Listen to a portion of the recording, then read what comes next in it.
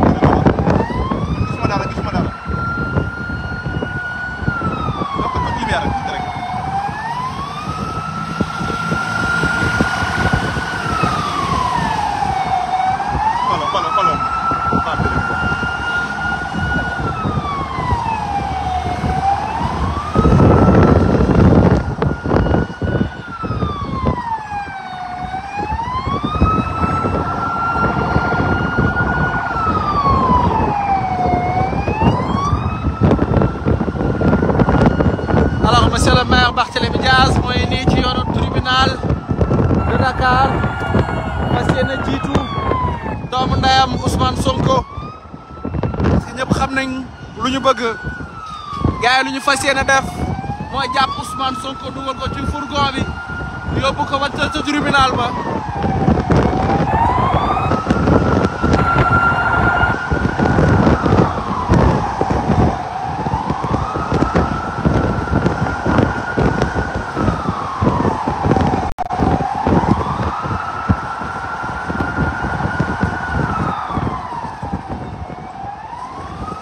Alors yéen ñii di seetaan comme nu leen ko waxee le maire Barthélémy Dias mu ngi ci yoonu tribunal bi ñu fas yéene dem xaar son frère ami le maire de Guédiawaye le maire de Ziguinchor plutôt Ousmane Sonko parce que ñun ñëpp xam nañ lan mooy stratégie bi mooy jël Ousmane Sonko dugal ko ci fourgonnette yóbbu ko fële ci tribunal de Dakar loolu nag moo waral le maire Barthélémy Dias jël yoon bi pour jiitu ko fa di ko fa xaar donc ànd ak aussi gàngoor bu takku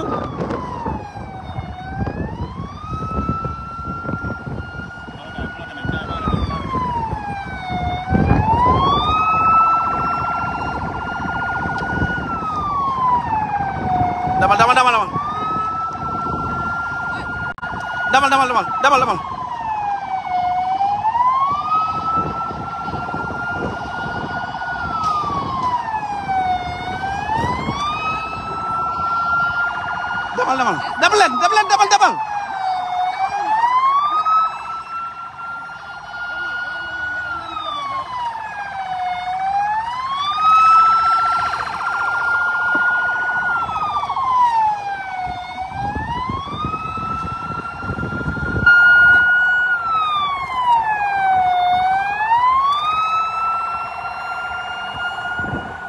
comme neen ko gisee nii policiers yi ñu def ay barrières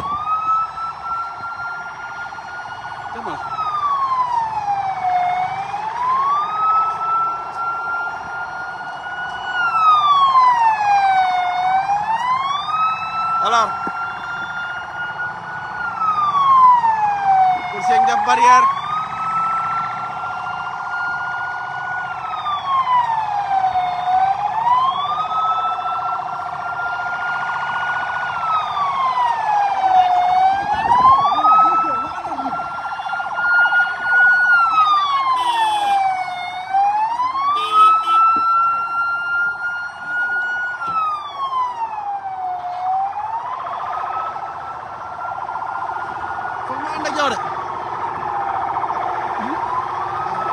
foog nga ànd ak yow la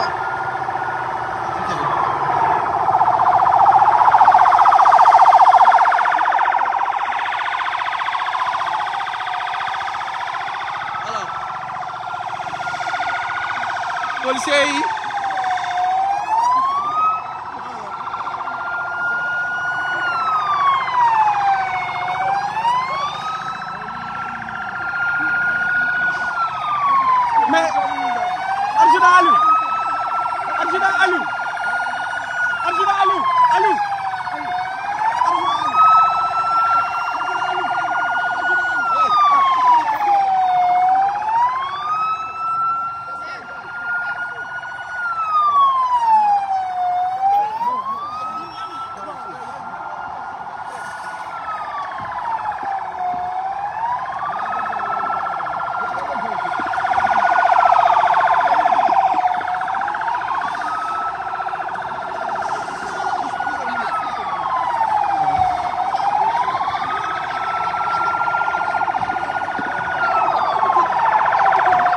voilà donc le maire Barthélémy Dias dañ ko arrêté fii gars yi nee nañ du jàll yàlla ko gisaloo fii adjudant bi ak commandant bi nee nañ du jàll wala buy jàll moom kese moom mooy jàll et pas ak sécurité am te loolu le maire Barthélémy Dias neen du ko nangu le maire Barthélémy Dias neen loolu du ko nangu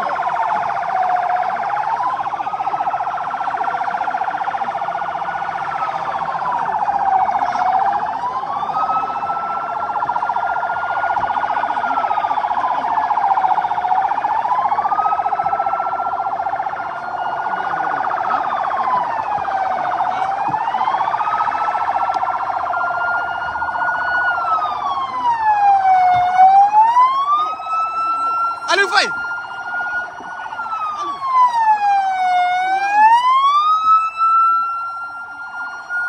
Aliou Faye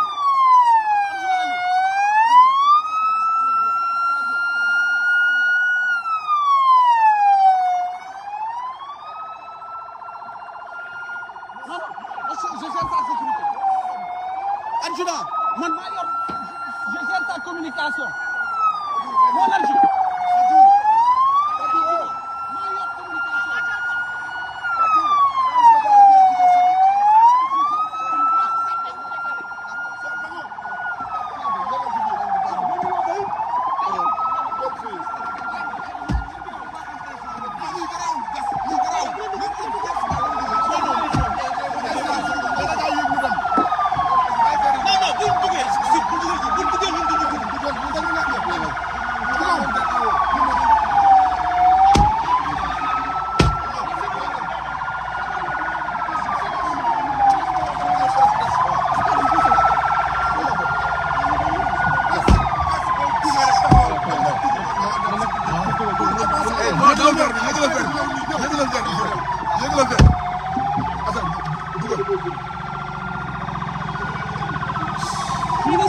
non mënuñu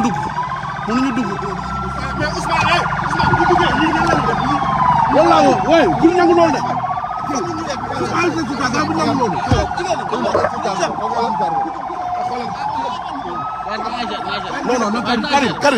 non Karim na yéeg ci beneen oto bi la sécurité bi yéeg non ba Karim bàyyi sécurité bi yéeg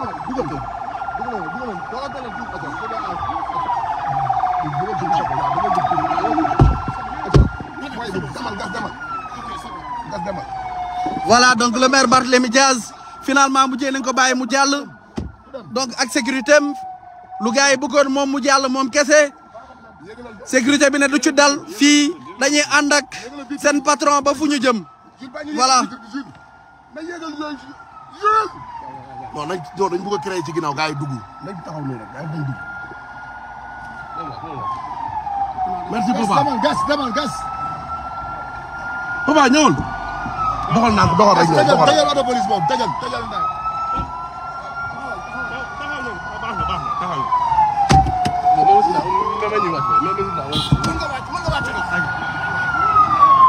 alors ñu xaar tout simplement le maire Barthélémy Dias dugg si parce que bàyyi nañ auto sécurité am jàll donc on attend juste à ce qu'il rentre.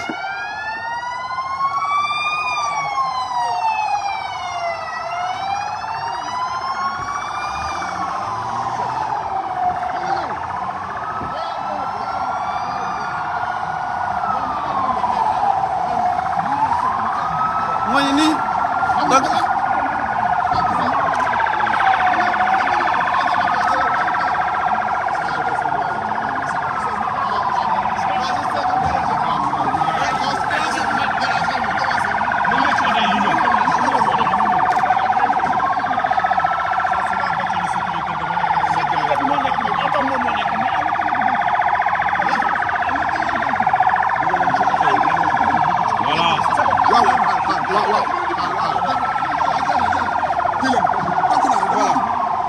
voilà donc gis ngeen ko de gars yi bloqué nañ ko fii nee nañ moom rek mooy jàll sinon sécurité bi du jàll sécurité bi ne loolu du ci am finalement bàyyi nañ ko ñu dugg. jàpp nañ Guy Marius Sagna on nous annonce que jàpp nañ Guy Marius Sagna donc yàlla ko gisandoo nii ñooñu fii ci buntu Rebeuss mosquée omarienne Barthélémy Dias ñëw ba egg ba ci tribunal bi ñu ne ko ñaari solution moo mën a am soit yow kese nga jàll soit sa oto kese jàll mu ne déedéet du ci dal nu muy demee mooy moom ci boppam day jàll ak sécurité am yëpp waaw sinon moom fii moom barrière bi moom dañ koy forcer voilà ñu ngeen koy séenee nii ñooñu bàyyi oto mu jàll oto Barthélémy Dias ngi jàll mu ànd ak sécurité am parce que comme ni nga ko waxee rek il ne sert à rien à ce que moom kese mu jàll sans sécurité am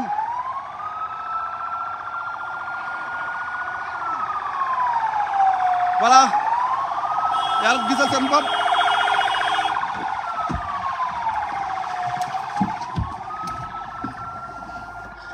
voilà ñooy nii dugaat nañ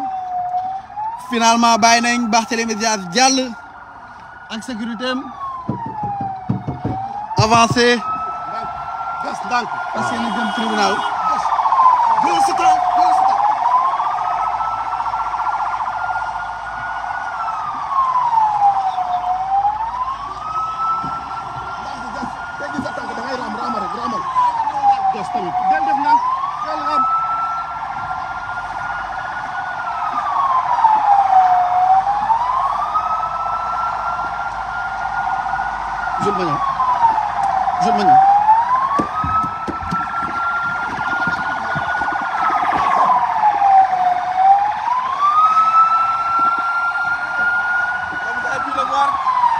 Barthélémy Dias a ngi nii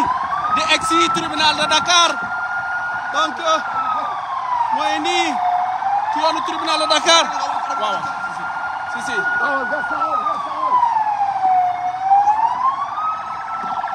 alors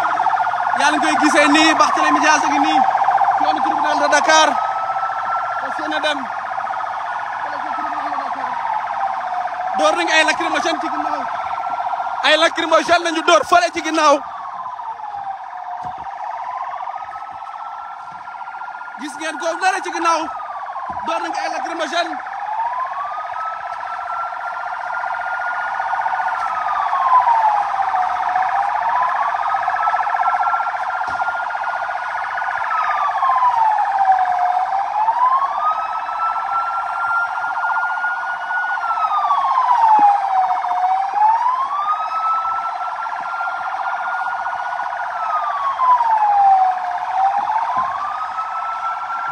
alors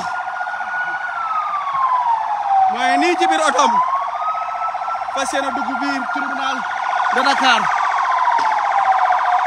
gaa ñu door ay lacrymogène tout simplement pour disperser foule bi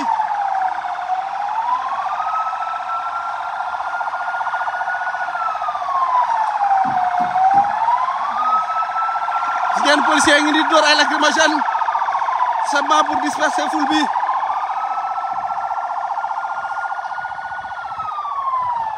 ngeen xool leen ñooñu armé Barthélémy Dias góorgóorlu na ba jàll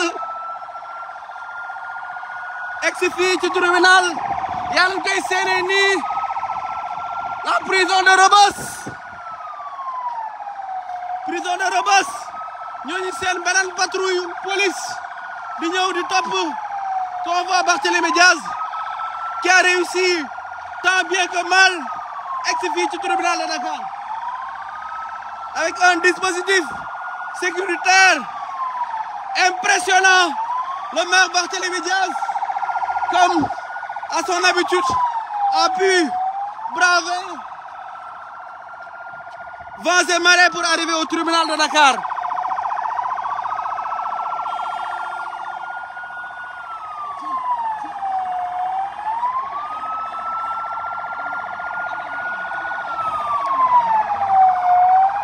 Alors gis ngeen ko de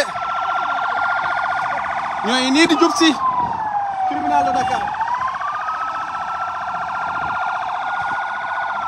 ñoo ngi nii di jub si tribunal de Dakar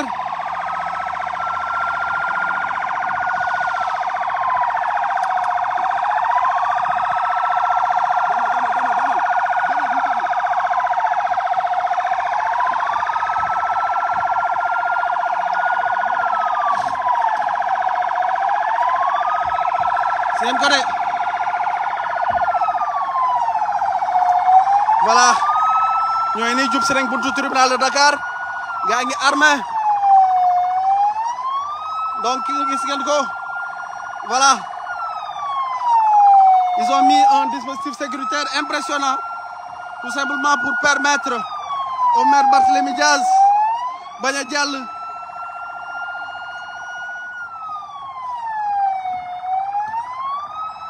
alors ñooñu nii di armé xam ngeen ne lii yëngalu ko ku mën a jógee Baobab ba egsi fii xam ngeen ne mënul fi def dara lu ko yëngal lii de xoromalul sax Barthélémy Diaz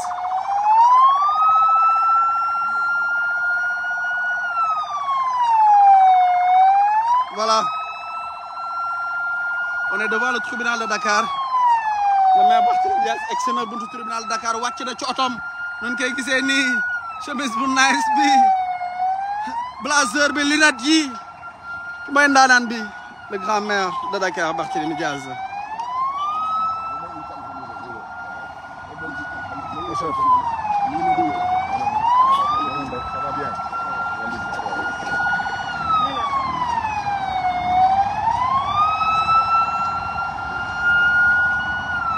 alors il attend l'arrivée du chef pour échanger avec lui. Et comme je vous le disais tantôt, nous sommes devant le tribunal de Dakar avec le maire Barthélémy Diaz qui a pu braver vents et marées. Monsieur le maire, c'est bon, il libère. C'est bon, hein? Oui.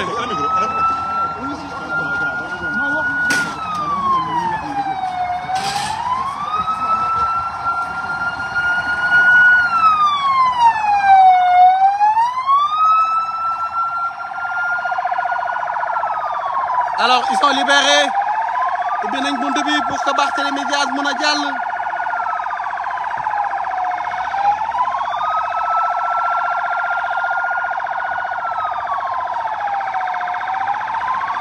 ils sont libérés pour que Barthélémy Diaz mun jàll ubbi nañ bunt bi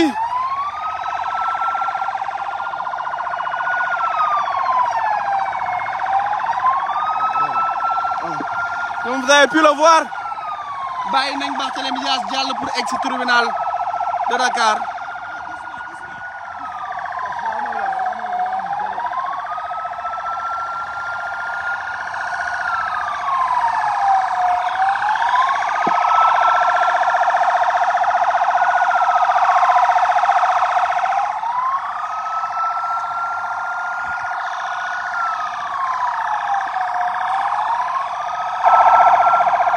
alors ñooñu nii di egsi di ram nank di egsi tribunal de Dakar avec le grand maire Barthélémy Diaz le maire de Dakar donc jiitu doomu ndeyam Ousmane Sonko fi tribunal ndey ji réew loo wax ndey ji réew ma ne yaa ngi ko mais sama gars yi comme bu ngeen ko gisee kii mooy borom Ndakaaru def na combat xuus jàll biir tribunal Barthélémy Diaz tey mu ne Ousmane Sonko du ma jiitu biir tribunal kooko tekk nii mu ngi noonu biir tribunal Bartha yessi na biir tribunal le maire de la ville yessi na biir tribunal Ndakaaru mu ngi noonu di dem le maire de la capitale le maire Barthélémy Diaz mi ngi biir tribunal yessi na li nga xam ne mooy tribunal jàppali ki nga xam ne mooy doomu ndeyam Ousmane Sonko malgré li nga xam ne mooy convoi bi téye nañ ko mais il a su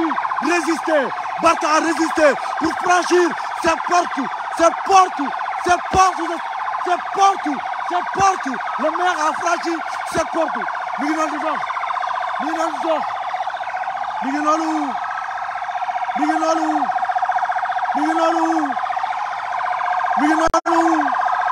ngi noonu di ñëw Barthélémy Diaz yegsi na biir tribunal le maire de la ville yegsi na wax na ko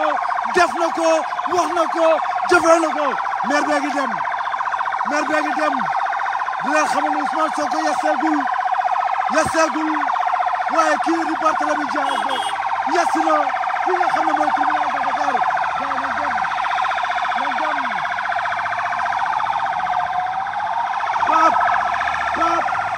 Pape kii mooy borom Ndakaaru kii moo xuus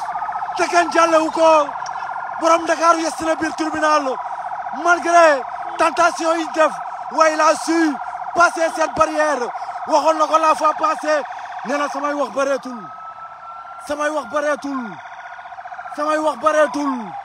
damay jëf samay wax bareetul le maire de la ville xoolal gars yi baare waat nañ ko Pape baare waat nañ ko baare waat nañ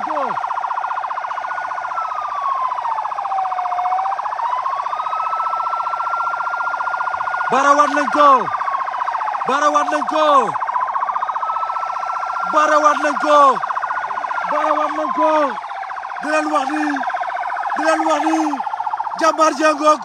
le maire de la ville wax na ko la fois passée nee na samay wax dootul bëre damay jëf malgré gars yi jéem nañ ko koj waaye xuus na ba jàll fi nga xam ne mooy tribunal Barthélémy Dias wax na ko def na ko kii mooy le maire de la ville yegsi na jàppale ki nga xam ne mooy doomu ndeyam Ousmane Sonko mi nga xam ne gars yi koj nañ ko waaye Bart wane na ni tey maay maire de Dakar bayat nañ ko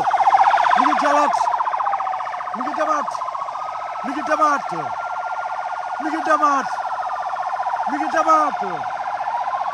ngi demaat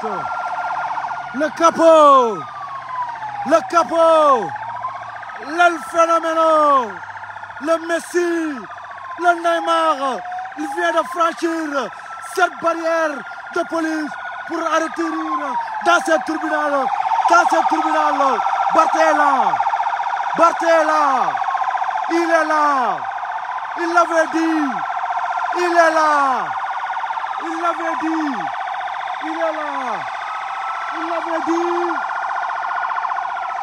l'avait dit Mangok il l'avait dit et il est là Bartagok le maire est là il l'avait dit il l'a fait kii mooy borom Ndakaaru yegsi na si tribunal bi le maire le capot le Messi le Neymar dégg nga nee na leen bonjour mi ngi ree dégg nga loolu ma ngay nuyoo mi ngi doon di dugg il l'avait dit il l'a fait il l'avait dit il l'a fait il l'avait dit il l'a fait le maire est là mi ngi nuyoo nee na leen def leen nàgg